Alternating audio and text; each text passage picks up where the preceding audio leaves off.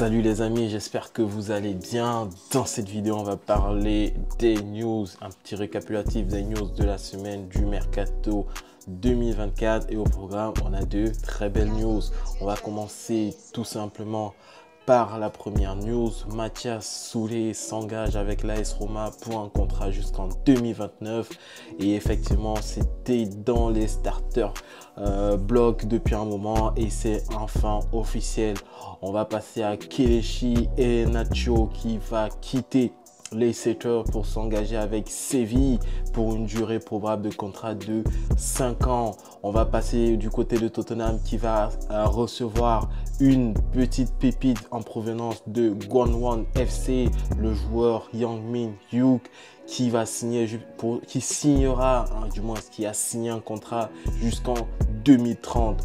On va partir maintenant du côté de Chelsea parce que du côté des clubs anglais ça ne s'arrête pas. On a le joueur Philippe Jorgensen qui s'engage avec Chelsea pour un contrat jusqu'en 2030 et dans le même temps il se dirige directement pour une pré-saison aux États-Unis avec Chelsea.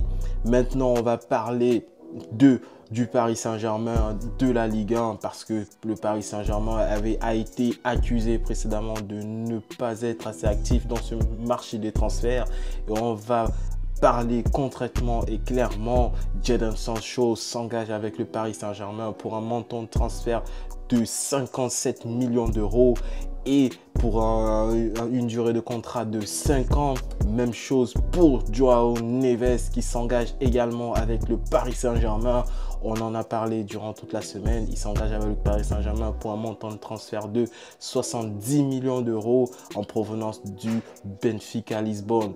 Et maintenant, côté mauvaise nouvelle, on a Manchester United qui durant un match de pré-saison a eu à perdre Lenny Yoro dans le match contre Arsenal, a perdu Lenny Yoro parce que, il faut le dire, défendre sur un Gabriel Jesus, Gabriel Martinelli, ce n'est absolument pas évident, surtout quand on voit la performance que ces joueurs-là ont eu à donner à Manchester United en gagnant notamment 3-1.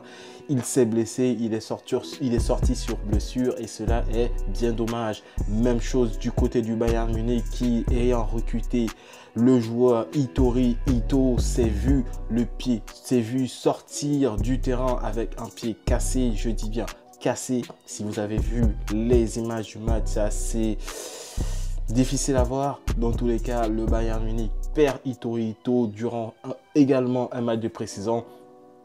Et il faut le rappeler, ces matchs de pré-saison-là sont bien évidemment là pour donner le rythme aux joueurs. Et effectivement, il peut y arriver qu'il y ait des blessures. Voilà les amis, un petit récapitulatif. On peut aussi parler des petites discussions qui existent actuellement entre le FC Barcelone et Daniel Mo.